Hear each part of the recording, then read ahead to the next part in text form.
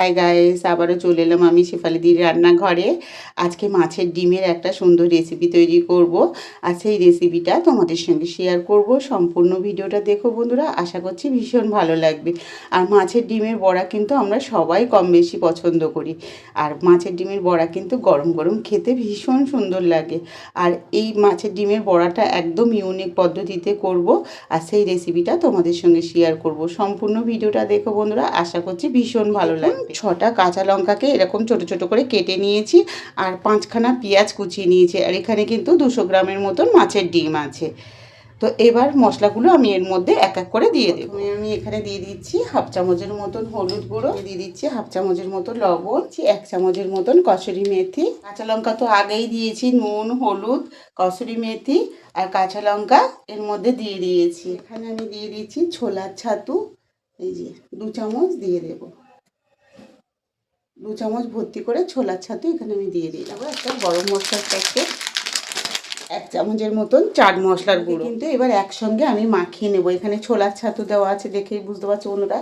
ছোলার ছাতু, কসুরি মেথি, আর দিয়ে দিয়েছি একটা গরম মশলার প্যাকেট, তার সঙ্গে 1 চামচ চাট মশলা, কাঁচা লঙ্কা কুচানো, পেঁয়াজ কুচানো, হলুদ, লবণ, কসুরি মেথি সব কিন্তু একসঙ্গে দিয়ে মাখিয়ে নেব। এই মাছের ডিমটা দিয়ে কিন্তু ভালো করে মাখিয়ে নেব। আর এখানে আমার কারেন্ট চলে গেছে, তার জন্য ভিডিওটা ভালো আসছে না বন্ধুরা। গরম হতে হতে আমি এখানে এই যে বড়াটা মাখিয়ে রেখেছিলাম, এই যে এরকম করে গোল করে নিয়ে তেলের মধ্যে দিয়ে ভেজে নেব।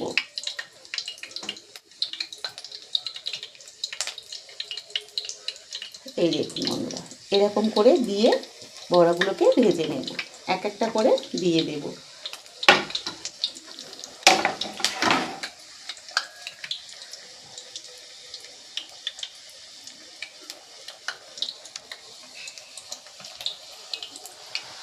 দেখুন বন্ধুরা, মাছের ডিমের বড়াটা কত সুন্দরভাবে ভাজা হচ্ছে দেখুন।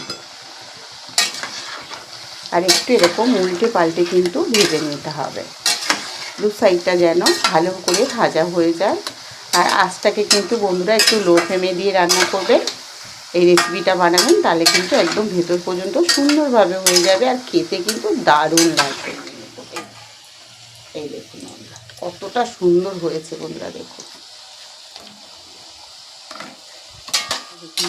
একদম গরম গরম মাছের ডিম আর ছোলার ছাতু দিয়ে মাছের ডিমের বড়া রেডি হয়ে গেছে, পরিবেশনের জন্য প্রস্তুত। কারা কারা এই মাছের ডিমের বড়া খেতে ভালোবাসেন অবশ্যই কিন্তু কমেন্টে জানাবেন। আর রেসিপিটা ভালো লাগলে বন্ধুদের মধ্যে বেশি বেশি করে শেয়ার করে দেবেন, লাইক করতে ভুলবেন না। আর কমেন্টে অবশ্যই জানাবেন আজকের রেসিপিটা কেমন হয়েছে।